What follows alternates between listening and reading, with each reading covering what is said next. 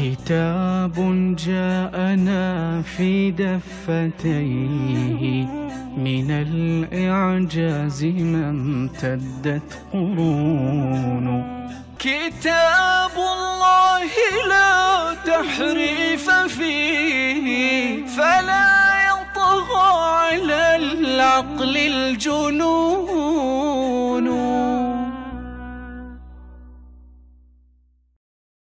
السلام عليكم. هل يوجد فرق بين الفترات التي غاب فيها الإمام والفترات التي وجد فيها الإمام؟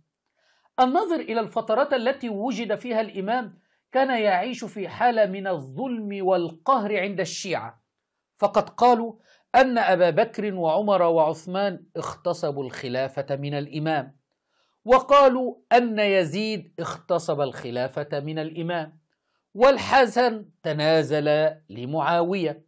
فالفترات التي وجد فيها الإمام كانت فترات ظلم وقهر، بخلاف الفترات التي لم يوجد فيها الإمام، فقد قامت الدول كالدولة البويهية، الصفويين، الفاطميين، الدول التي وإيران الآن.